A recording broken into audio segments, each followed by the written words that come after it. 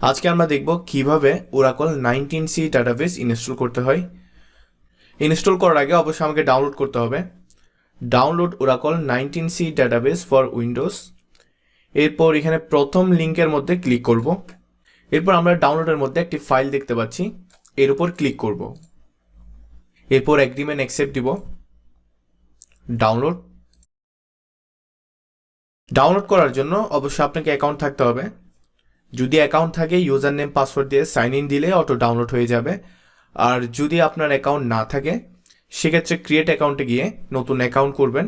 Account করার পর পুনরায় লিখবেন download Oracle 19c database for Windows. এই লিঙ্কটি আসবে, ক্লিক করবেন। একইভাবে ফাইলটিতে ক্লিক করবেন। এখানে ইউজার নেম আর পাসওয়ার্ড দিয়ে সাইন ইন দিবেন। সাইন ইন দেওয়ার পর এটি অটোমেটিক ডাউনলোড হয়ে যাবে। যেহেতু আমার অলরেডি ডাউনলোড করা আছে সো আমি ডাউনলোড দিচ্ছি না। ডাউনলোড করার পর আমাদের ফাইলটি ঠিক এই নামেই হবে। এরপর ফাইলটিকে আমরা আনজিপ করব। আনজিপ করার পর ফাইলটি রান করব। এরপর একদম নিচে একটি ফাইল আছে setup.exe, এটি রান করব, রান অ্যাজ অ্যাডমিনিস্ট্রেটর।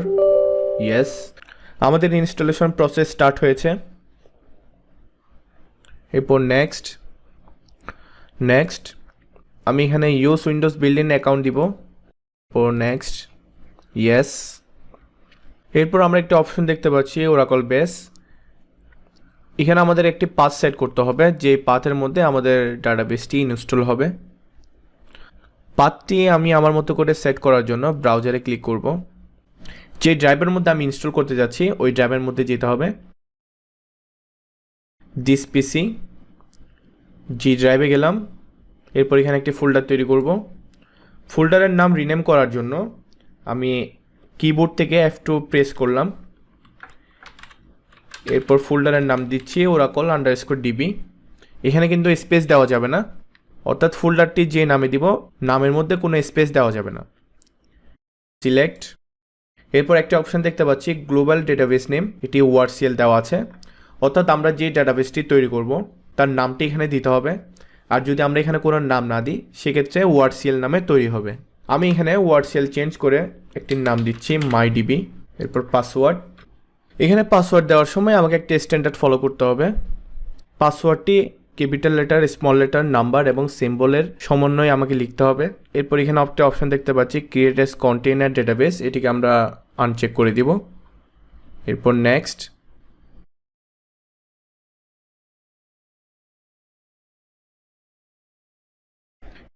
ইনস্টলে ক্লিক করব।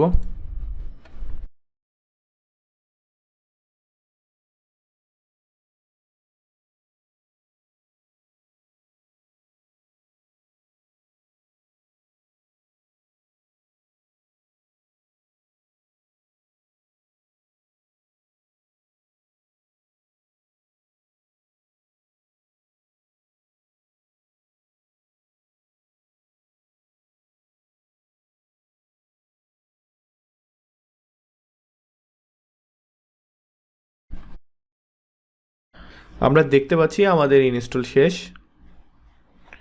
এখন আমরা ক্লোজ দিব। ভিডিওটি ভালো লাগলে লাইক দিবেন এবং আপনার কোনো মন্তব্য থাকলে কমেন্ট করে জানাবেন।